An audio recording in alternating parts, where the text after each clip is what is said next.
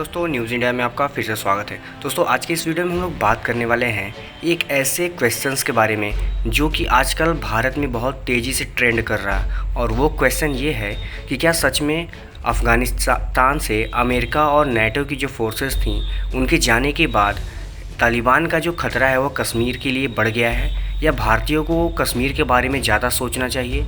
तो इस वीडियो में हम लोग यही जानने वाले हैं कि आखिर कश्मीर को और ख़ासकर भारत को तालिबान से कितना खतरा है, क्या तालिबान सच में भारत के लिए सिरदर्द बनेगा। तो वीडियो में बने रहिए, हम लोग इस बारे में पूरा अच्छे से बात करने वाले हैं। दरअसल दोस्तों जैसा आपको पता होगा कि अमेरिका जो है और नेटो की फोर्सेस अफ़गानिस्तान से धीरे धीरे करके वहाँ से जाना शुरू कर दिया गया है उन लोगों के द्वारा।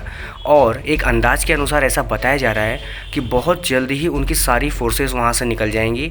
उसके बाद तालिबान जिस स्पीड से बढ़ रहा है अफ़गानिस्तान में वो आउट ऑफ कंट्रोल है, और उसकी वजह से भारत में भी सिक्योरिटी इश्यूज़ ज़्यादा होंगे। एक अनुमान के अनुसार ऐसा बताया जा रहा है कि तालिबान का इंटरेस्ट इंडिया में टेरर बढ़ाने का बहुत पहले से था, और अब वो फ्री हैंड होने के बाद उससे दूसरे ग्रुप जैसे जुड़ जाएंगे, जैसे कि जैसे मोहम्मद जैसे आतंकी संगठन जो कि पाकिस्तान में हैं वो भी जुड़ जाएंगे। और ऐसे में क्या होगा कि तालिबान भारत से अपनी पुरानी दुश्मनी जो भी है वो निकालने के लिए कश्मीर में टेरर और वायलेंस दोनों बढ़ा देगा, और कश्मीर पहले से ज़्यादा मुसीबत में पड़ जाएगा। इससे निपटने के लिए भारतीय फोर्सेस को काफ़ी मेहनत करनी पड़ेगी कि अब तालिबान जैसा कब्जा कर लेगा पूरे अफ़गानिस्तान पे तो एक कोई टेरर ग्रुप नहीं होगा, बल्कि एक पूरी कंट्री ही इंडिया से फाइट करेगी एज ए टेरर। ये बात हम इसलिए कह रहे हैं क्योंकि इतिहास गवाह है कि जब अफ़गानिस्तान पे यूएसएसआर का कब्जा था, यानी कि बात है 1988 और 89 की, जब अफ़गानिस्तान से यूएसएसआर बाहर गया तो वहाँ पर एक आतंकवादी संगठन बहुत तेज़ी से बढ़ा जिसका नाम था मुजाहिदीन।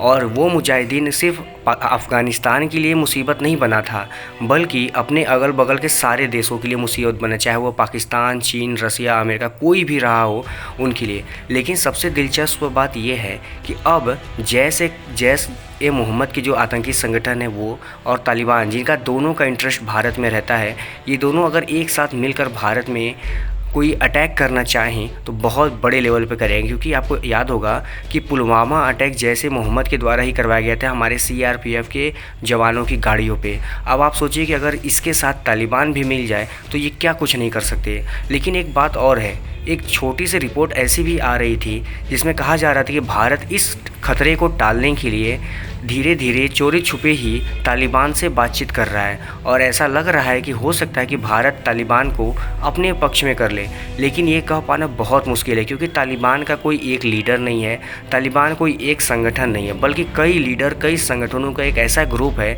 जो कि एक साथ काम करता है और उनकी मेंटालिटी भी आपस में भिन्न भिन्न है।